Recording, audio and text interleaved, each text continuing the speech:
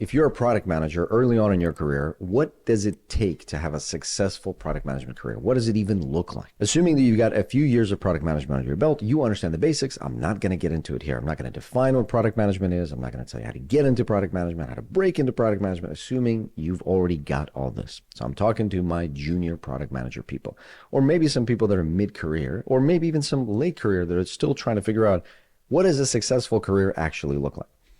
Of course, it can go a lot of different ways, but I want to tell you some fundamentals. First of all, there's a lot of misunderstanding about the compensation path of a product manager. We live today in the US in a really bimodal distribution of compensation. There are folks that are making from 100 to 200,000, and there's a big bucket of these folks, and they are technically product managers. And then there's another group of people that are making 4, 5, 6, 7, 800,000. And there's quite a substantial number of those product managers as well. And they also call themselves product managers.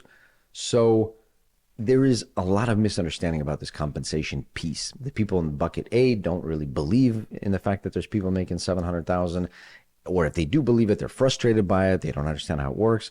And then the people in that bucket kind of just like live their lives and a little bit encapsulated from what's happening in product management outside of that. So it's a little bit of a bubble. But suffice it to say, both of those compensation buckets exist. By my estimates, there's probably 150,000 product managers overall and about 30,000 in top tech. So the overall product managers are probably somewhere around 100, 150, 200,000. And the top tech product manager, the 30,000 of them, are probably around 3, 4, 5, 6, 700,000. Probably it's a regular bell curve, but the middle there is around the 500 mark and the 150,000 mark. So there's like two broad areas of heavy distribution. So the compensation piece is an important element when we're talking about a successful product management career, because it's kind of a unique time right now. I don't know how long this is going to last. I think at least the next 5, 10 years. It's always hard to predict beyond that with AI and everything.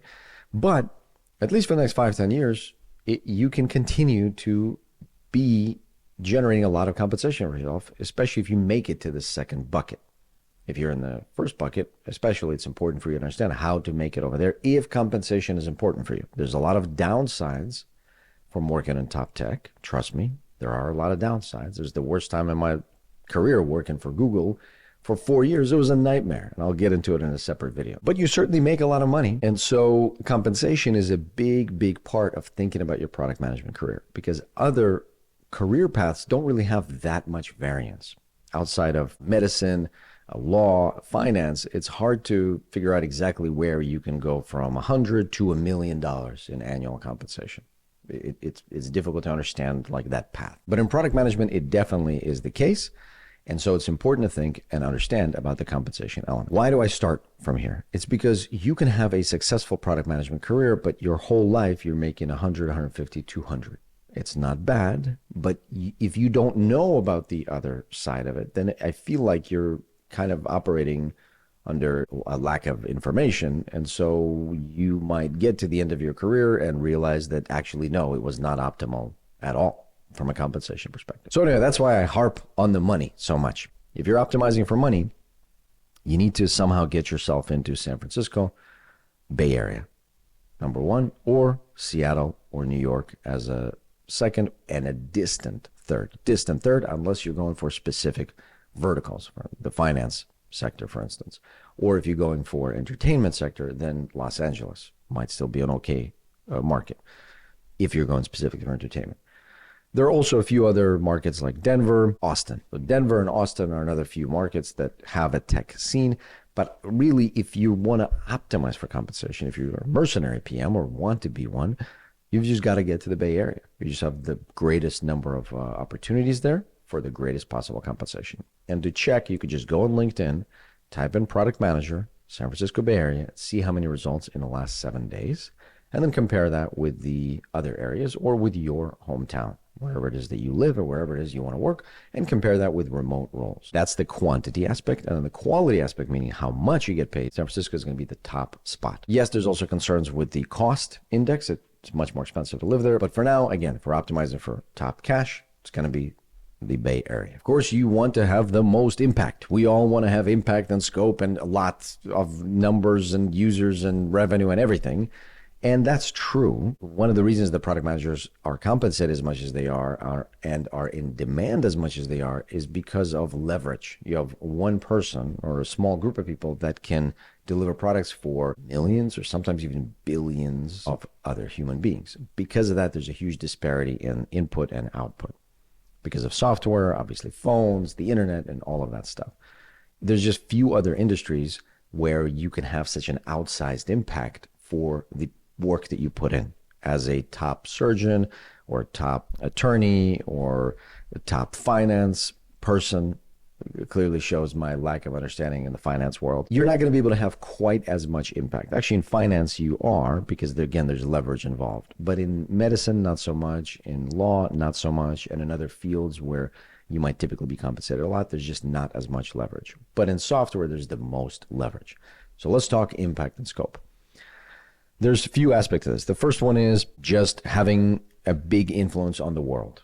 If you want to do that, certainly you have to optimize for companies that have reach, that have distribution. And that's why the biggest companies, Google, Microsoft, Apple, Facebook, OpenAI, are going to be the places where it makes sense for you to steer toward, just so that you can have impact on the broadest scale. So if that's important to you, that has to be kind of a North Star for you. You have to get to those companies. Again, there's a lot of downsides to working at those companies, but scale and scope is not one of them. That's one where you can actually have an impact on millions, hundreds of millions, or even billions. Then the next thing is leadership and people management. How much is that an interest to you? And if it's not now, do you anticipate it to be in the future? And when I talk about people management, I mean, how much do you enjoy the concept of leading groups of people, not telling them what to do, micromanaging, but sort of inspiring them and then getting them to deliver more than the sum of its parts? So getting a group of 5, 10, 20, 50 people together and building things with them that you couldn't all on your own do. If you enjoy that, the spirit of those things, then it makes sense for you to progress along the career ladder for product managers, because you have access to more and greater groups of people with which to build product, or with whom to build products rather. And if that's interesting to you, because it could also be the other part, which is just tweaking and product work itself. Like you like to refine the user experience. You like to solve problems better, and you want to be the one that actually makes the difference. That's on the ground work, versus management and leadership work is organizing these big efforts. So again, depending on what you're optimizing for, and this could be right now or in your career in general, if you ever want to go on the leadership side of things, you're going to need to lead bigger and bigger groups of people. That's the progression of PMs, L4, L5, L6, L7. Regular PM, senior PM, group PM, principal PM, and then director of product, senior director, VP in a traditional big tech company. That's the progression. Two things that change are people management aspect and the strategy aspect. So you might think about, are you interested in solving problems in the now, right now, or eventually do you want to have influence over the next few months, quarters, or years? Do you like to plan? Do you like to have a huge influence on the business itself? How much of an entrepreneurial streak do you have? A lot of times product managers work in tech for a while and then they jump off and they do their own startup, because like I said, entrepreneurship and product management, pretty much 90% the same thing. So if you have that drive, then being a business leader is going to be where your career is going to take you. And that eventually ends up in a GM, general manager position in big tech, or CPO, head of product, or eventually even CEO, which is the terminal path, the terminal position for a product manager. If you're thinking about a successful career path, you might want to get into pure leadership where you don't do any on-the-ground work anymore. You're just leading the businesses and the overall organizations. Those are some questions that you might want to ask yourself. How do you think about compensation? How do you think about scope and impact, leadership, people management? And that's going to tell you what a successful product career might look like. Is it okay to work for startups your whole life? Or should I go big tech? Or should I go a combination of both? Or should I do my own startup? What I would recommend is that pretty much any career product manager that wants to have the most effective and fulfilling product career, you experience a little bit small business and startups, maybe by yourself, maybe joining another team. experience mid-sized business where you're trying to figure out, okay, we've got product market fit. Now, how do we scale this thing? How do we go from 0 to 1 in the startup? Now, how do we go from 1 to many in the scale post product market fit? And then also spend some time working in truly big tech to see how do you do things at an impact level that's completely not manageable for any reasonable one human being, 100 million users, for instance. So I would recommend that you spend some time in each of these zones, 0 to 1, 1 to many, and crazy big tech. And that's going to also allow you the biggest diversity of options because anyone's going to be interested to talk to you. If you've got big tech, recognizable companies on your resume, if you've got the impact that comes from those companies, but you've also helped scale 1 to many, and you've built 0 to 1 as a startup, you're sort of the best of all worlds. And pretty much everybody would want to talk to you for most problems in product management space. From there, you can then choose what to do. Okay, now I've made the money that I need. I've made the connections that I have. I've figured out what I need to do about these like specifics of these verticals or industries that you just wouldn't know unless you work on them. And now you can build your own business. Or now you know that you enjoy the leadership aspect of working for a big tech company. So you want to lead these big 10,000 person strong organizations and companies. Fine, it's your choice.